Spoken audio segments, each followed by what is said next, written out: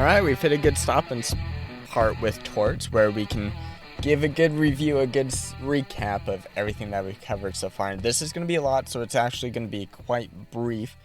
So I would recommend just going and listening to each of them, or else this recap isn't going to make a whole bunch of sense at all, because we're going to pretty much say what the tort was, what the privilege was, and then we're going to maybe give a quick overview. Maybe we might just say what it is and then move on, just for the sake of me already knowing what it is and not needing to fully review it. But we're going to talk about giving a good overview of what to expect based off of this outline that we've conducted so far. So we start with intentional torts. And in intentional tort, the defendant has the purpose of an intentional tort is when the defendant has the purpose or an objective to invade the rights of another. You don't like the motive. This is an objective standard. However, it is also an intentional tort if there's a substantial certainty that the result will follow. So we see that with Garrett v. Daly, where, that's substantial certainty. We talk about mistake, where intention doesn't matter if it's a mistake. There's privileges that care about mistake, but most of the time there's not. So even if there's a mistake, you are still held liable for an intentional tort.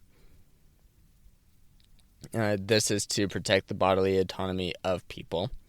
You don't want to subject people to harm, and that's why you give all of these examples. We also talked about transferred intent, and that's where A intends a tort against B and accidentally commits a tort against C. That tort can transfer from person to person or tort to tort.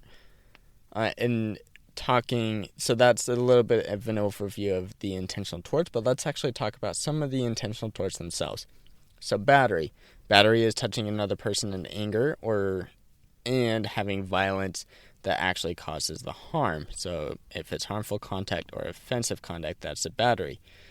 We talked about teachers who could or could not cause a battery, and also that there's no need to actually touch the person to establish a battery. We talk about assault, and assault is to protect the mental state of the victim.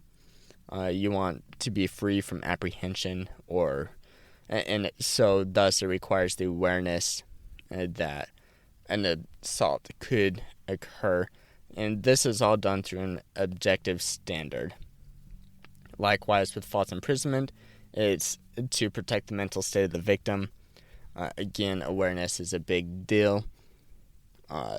Ways to determine whether or not there is false imprisonment is if the person is restraining the physical liberty of another and doing so without legal justification. Factors that you look at is force, the threat of force, the prevention of escape, and detainment.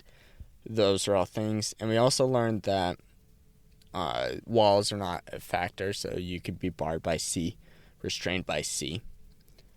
And then we have intentional infliction of emotional distress, and this one's tricky because all these other torts that we've mentioned so far, you can claim intentional infliction of emotional distress as a damage, but as a standalone tort, the courts are divided on whether or not it should be included. And some courts are more willing to justify it, and others are less willing to justify it. We see that those who are willing to justify it, the action of the defendant needs to be extreme or outrageous, and the reaction from the plaintiff needs to be severe. Okay, trespass to land is when somebody is going to another's land and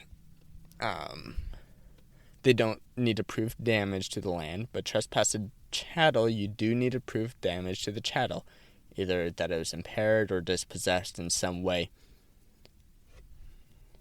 Conversion is when you pretty much take trespass to chattel too far, so where you're not intruding, but you're actually taking, and making it so that possession actually changes hands. Those are all the intentional torts that we went over. So just to sum up, intentional torts include battery, assault, false imprisonment, and then intentional infliction of emotional distress, and trespass of land, trespass of chattel, and conversion. So privileges, these are defenses that people can use when they are accused of an intentional tort. First, you have consent. To establish whether or not there's consent, it's an objective standard, meaning we're going to look at what a reasonable person would have done to see whether or not there's consent. You're going to look at the customs of the activity.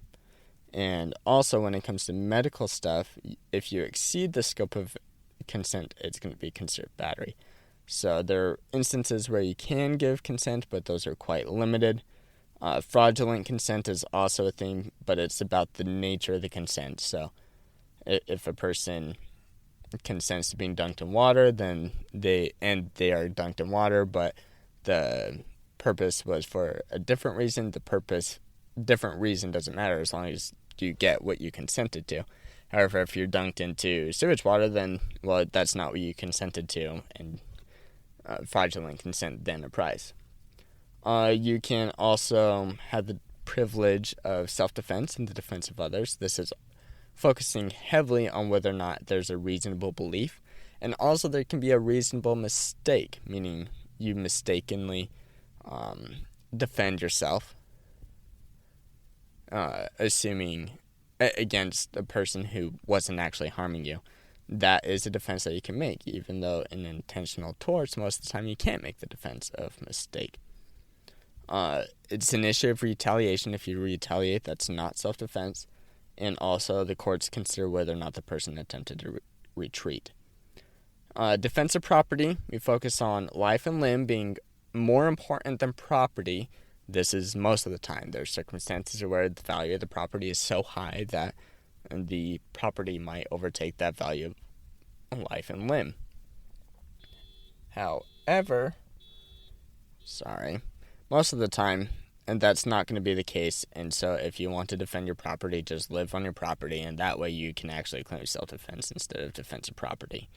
Recovery of property, self-help, you have a right to self-help, as long as the pursuit is fresh and it's not a breach of the public peace. Also, shopkeepers have a privilege to recover property as long as they have, again, that reasonable belief that the material is concealed. Necessity, we talk about the difference between public necessity, which is when it's there for the public good. In these instances, there's no liability to the defendant and the plaintiff cannot be compensated. And then in private necessity, where one's protecting their life and limb, and they happen to cause damage, they may not be held liable for the tort, but they can be held liable for the damage.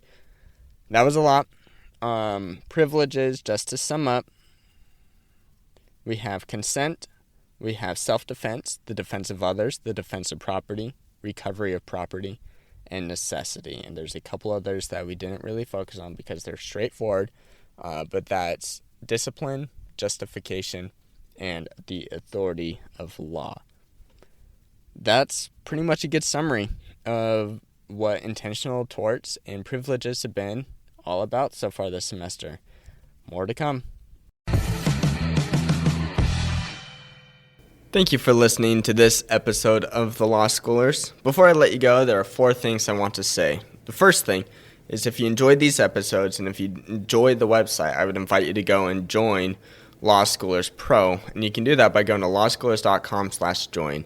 It's a way for you to support us, but there's also a lot of features there that I think you will enjoy. Second thing is that nearly all of our episodes are unedited. The only ones that aren't are pre-law materials, and the reason for that is so you can actually see the legal material in its raw form as I'm learning it as well. The third thing is that the information contained in these episodes are specifically only for educational purposes. They're not to be used as legal advice, and with that, the fourth thing is if it is used as legal advice, we are not liable. That is, Law Schoolers is not liable for any legal outcomes. Thank you again for enjoying the show. Have a good one.